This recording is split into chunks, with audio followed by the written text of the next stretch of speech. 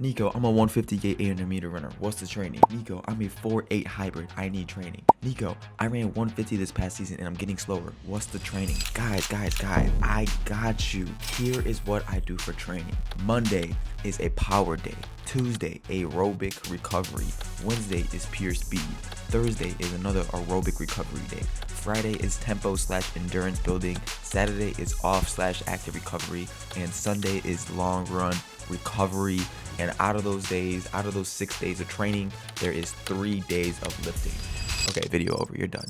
No, you know the video is not over. Welcome back to another instant classic by your boy Nico Schultz, back at it again. If you haven't seen my other videos about my training cycle from last season, go ahead and follow that link and go ahead and check that out, because this training is a little bit different than what I was doing last season. As you guys know, as you elevate in your training, you have to innovate things little by little each season if you want to get faster times. So let's go ahead and give a step-by-step breakdown on what I'm doing, and most importantly, why am I doing it. So let's dive right into our Mondays. Monday, as I mentioned before, is a power day. Now, why do we train power? Well, think about yourself inside of a 4x4, right? As a person who has a lot of endurance, I don't have as much speed as a 100 or 200 guy, but I'm not as slow as a miler or a 2-miler or a cross-country runner. So I'm in that mix of the hybrid. This is all my 4.8 hybrids out there who want to get faster. This is why we do power. Now, what does power look like? Well, in the 4x4, when you really are pushing out within that first 100 to 200, this is really what that is building. As an 800-meter runner, you must train everything. So how do you build power, Nico?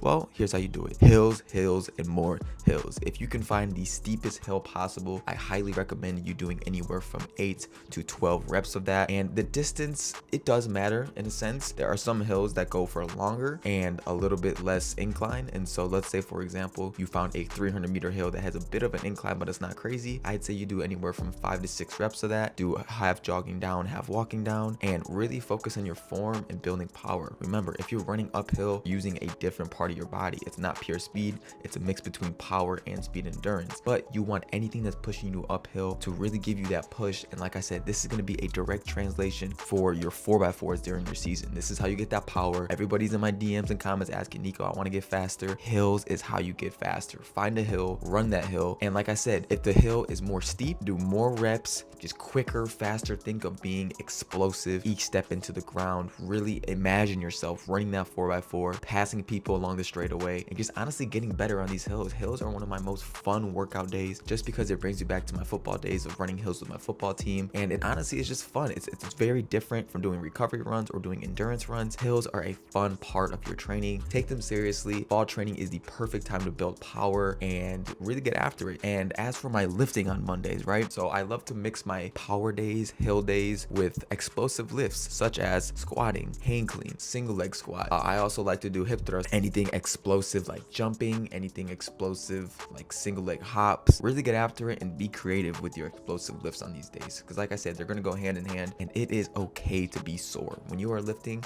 you're going to be sore the next day, and that is the point. Like I said, it is the fall. Our season does not start until December, January for my college guys, and as for my high school kids and middle school kids out there, your season probably doesn't start until April-ish. So you really have a lot of time to get better. Don't shy away from being sore. Invite it into your life, because it's going to make you better for the future. Now, what does our Tuesdays looks like? Our Tuesdays are not as important as our Mondays. Tuesdays and Thursdays look the exact same. They are aerobic recovery. Now, when I was in high school and middle school, I wouldn't even do days like this. I wouldn't even do runs at all. Once I got to high school, I started mixing in a little bit of 3 to 4 mile runs in my training. Now I've taken my training very seriously over the years, and so I'm able to hit 6-mile recovery runs, 5-mile recovery runs at a pretty decent pace. For me, anywhere between 6:30 and 6:40 is pretty good. Even sometimes if I'm feeling great, I even push for the 6:20s on these things. But everybody is at their own level, and for me, you know, being around 6:20, 6:30, and 6:40 is recovery for me. I start my first mile in like the 6:50s and gradually work my way down. Not a tempo run. Don't try to kill this. This is simply just to recover from your lifting and your running from the day before. But like I said, you can also innovate this too with a bit of cross training. If you're injured or if you're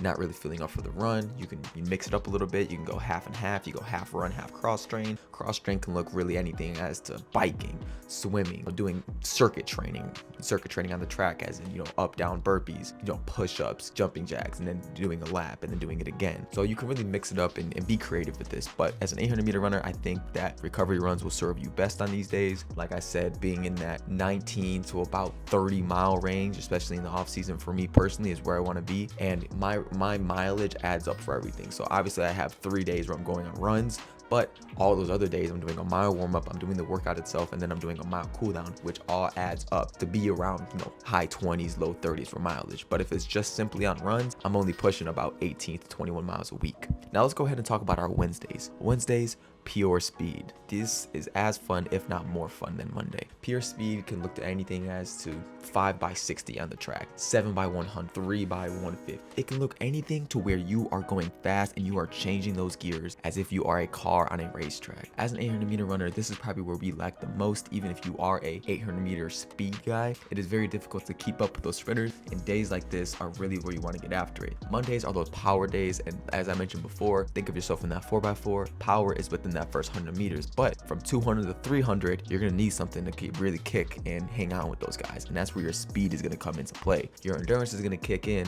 on that last 100 to 80 meters, but you're really gonna need some speed to hang with those guys, get some turnover, and get those legs moving fast, which is why Wednesdays I absolutely love to do anywhere around 6x80, where I'm building up those first 20 meters, pushing as hard as I possibly can from about 20 to 60, and then kind of tuning it down a little bit. And like I said, have somebody watch you or even record yourself to criticize your form, find out what you could be doing better. Something I like to think of when I'm running is keeping my head down like Usain Bolt within those first 10 to 15 meters, gradually lifting myself up. And like I said, arms are the engine of the machine. You really want to be pushing. Make sure your feet stay dorsiflex. Dorsiflex means your toes are pointed to the sky, your knees are up in the air, and overall you are pushing yourself forward in the right direction. You do not want any wasted movement when you are sprinting. When you are sprinting, one arm's coming up, one knee's coming up, one arm's going back, one leg is going back, and all your motion, all of your movement wants to be propelling forward in order to get you that fast time that you always dreamed of getting. Now let's talk about Thursday. It is a complete copy and paste of what Tuesday looked like. You are recovering from that speed day, and as I mentioned before on Wednesday, since we already did a power day on Monday for lifting, after that speed day on Wednesday, you're just gonna be getting a nice little arm day in. Whether you want to do biceps, you want to do back, bench, this is just simply to maintain a frame, to make sure that not one part of your body is better than the other. You really want to make sure that your whole body is proportioned as an 800-meter runner. Now this is not to say you have to go out there and bench 250 pounds. Do something light, do something you're capable of doing. Do 135, and if you're not there yet, even do 100 pounds. Just honestly make sure that your body is proportioned well. Do pull-ups, push-ups, abs, anything to make sure that your overall are just getting better. Because like I said, if you're not doing doubles are where you're running in the morning and then doing a workout in the afternoon. You should be doing one workout of running and then one workout of lifting, just to keep your body fat low, just to keep you cut, ripped, and in shape. And overall, it just makes your physique look better as an 800-meter runner to help you get faster. And the more cut you are, the more lean you are, it makes you a better athlete. And that's something I had to learn too. In high school, I was about 170 to 165 pounds, and I was in the 154 to 156 range, which was really good. But once I got to college, now that I'm in the 155 range, 154 range for my weight, my times have been cut in half. And so that's something I had to learn too, because I was not taking my lifting as seriously. But as I mentioned before, Thursday is a copy and paste of Tuesday, so do whatever you're comfortable with doing. Now, as for Friday, shout out to all my cross country guys. This is where you guys are going to absolutely dominate, and this has been a part of my 800-meter race that I've really been trying to focus on getting better at. But tempo/endurance building. This is where you're going out anything from around 20 to 25 minutes of pure endurance building. Think of a cross country race. If you're doing the 5K, if you're doing a 3 mile, you're really getting after anywhere from 15 to about 20 to 22 minutes, and you really are going to have to focus on rhythm here. This is a day that is going to push you past your limit, where you're really going to have to focus on your breathing. It's going to be hard if you're doing 3 by 7 minutes, right? Last Friday I did 3 by 7 minutes at about 5:15 to 5:30 pace, and I did this early in the morning, so I beat the sun, and it was really difficult. But I really had to tune in mentally, lock in with my discipline, and take one step after another into the ground, make sure I'm getting better. In your 800, I'm around that 4 to 6 range, 400 meters to 600 meters. This is really where you are going to be getting better. In the off season, that is where you build endurance, that is where you build fitness. Days like Friday, days like endurance building, those are the days that are going to serve you so well. This workout right here, these Friday workouts are the reason as to why I became a 147 runner last season. I just had such good endurance and obviously my speed maintained, and bam, 147, I was splitting 146s,